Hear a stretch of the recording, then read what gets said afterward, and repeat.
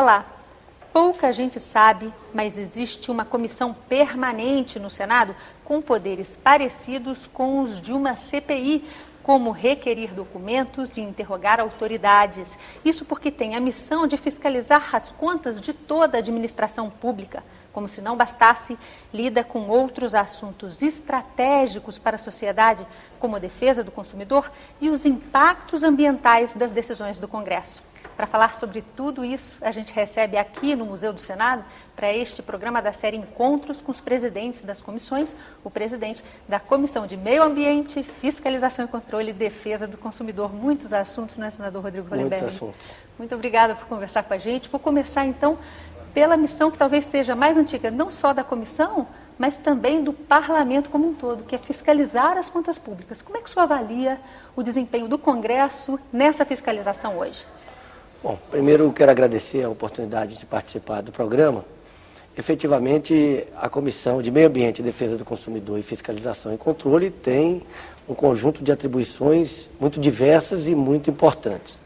E entre as mais importantes está a de fiscalização e controle. Sobretudo porque com o aprofundamento da democracia, a consolidação da democracia no nosso país, um pressuposto básico, uma exigência cada vez maior do conjunto da sociedade brasileira é pela transparência, é pela boa utilização do gasto público, e essa é uma das tarefas mais importantes do Congresso Nacional. Além de debater os temas de interesse nacional, além de apresentar propostas e projetos de lei, o de fiscalizar os atos do Poder Executivo, tendo como órgão auxiliar nessa fiscalização o Tribunal de Contas da União. A sociedade brasileira tem sido muito crítica do desempenho do Congresso, muitas vezes, inclusive nesse combate ao que seria a corrupção.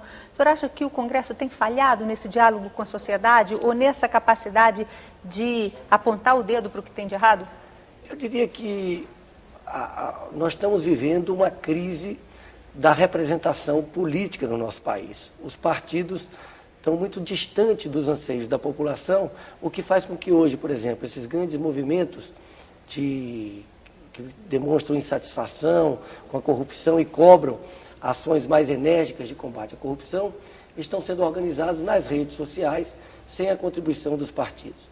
Mas nós não podemos esquecer o papel que o Congresso Nacional vem desempenhando dentro da sua perspectiva de órgão fiscalizador. Por exemplo, foi através de um projeto de lei de um senador, João Alberto Capiberibe, que o Congresso Nacional aprovou a Lei da Transparência, que é um grande avanço porque obriga o Poder Executivo, o Poder Legislativo e o Judiciário a colocar em tempo quase real todas as informações de convênios, de contratos, de pagamentos a fornecedores para o controle social da população.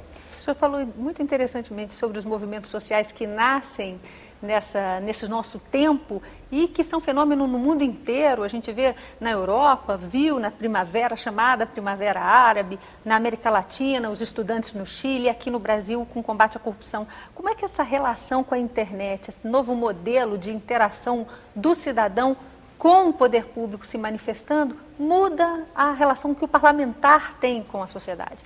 Sem dúvida, a internet, como instrumento tecnológico da transparência, é fundamental porque permite um cidadão em qualquer lugar do Brasil, a qualquer hora, acompanhar as ações do Congresso Nacional e os gastos do Poder Executivo. Vou dar um exemplo concreto. A Comissão de Meio Ambiente, Defesa do Consumidor, Fiscalização e Controle criou o Copa Transparente, que obriga que todo gestor de uma obra relativa à Copa do Mundo, seja um gestor municipal, seja gestor estadual ou federal, qualquer obra que receba algum tipo de recurso federal, o gestor é obrigado a colocar neste portal, com um nível de detalhe nunca antes visto, todas as informações acerca daquela obra. O valor da obra, as datas previstas para cada etapa da obra, o edital de licitação, se houve algum recurso na licitação, o julgamento desse recurso, enfim, os pagamentos, todas as informações relevantes para que qualquer cidadão possa acompanhar. Esse regime especial da Copa, desculpe interromper o senhor, foi apontado por muitos especialistas na sociedade como uma possível porta para a corrupção, já que ele flexibiliza as leis para dar agilidade às obras da Copa. Com um instrumento como esse, o senhor imagina que esse impacto seja minimizado? Para começo de conversa, o senhor concorda? O senhor acha que esse regime especial para as obras da Copa também pode ser um perigo? Veja bem, toda vez que você faz uma modificação, especialmente no sistema de contratação, você pode trazer aspectos positivos e aspectos negativos. Você gera alguma instabilidade. O objetivo foi dar celeridade, mas foi dar também, fazer com que as grandes empresas, não conhecendo o preço inicial, tivessem maior dificuldade de combinar preços altos. É claro que o processo vai dizer se foi um avanço ou se não foi, os órgãos de controle terão a oportunidade de dizer isso, e as informações que a gente tem é que os órgãos de controle participaram, também contribuíram com as sugestões para a elaboração do regime diferenciado de contratações. E essa transparência que está sendo proposta, o senhor acha que já protege parte desses recursos, vamos dizer? Eu diria que a transparência e o controle social, eles são ferramentas indispensáveis para garantir uma melhor utilização do recurso público. Nós temos que colocar luzes nas coisas, nós temos que dar transparência, temos que dar acesso às pessoas.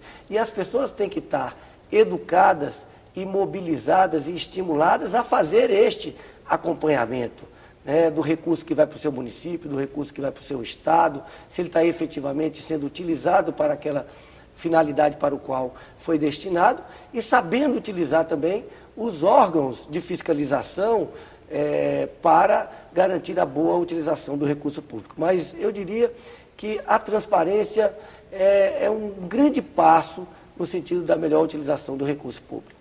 O senhor mencionou a parceria com o Tribunal de Contas da União como grande aliado da Comissão de Fiscalização e Controle nessa fiscalização das contas públicas. Como o senhor avalia o trabalho do TCU hoje? O Tribunal de Contas da União é uma instituição da maior importância.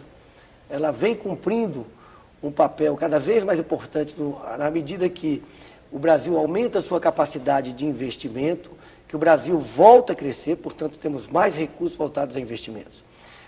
No ano que vem nós devemos fazer um conjunto de seminários com o Tribunal de Contas da União, no sentido de como construir instrumentos e parcerias cada vez melhores e maiores, no sentido de aprofundar a capacidade de fiscalização do Estado brasileiro.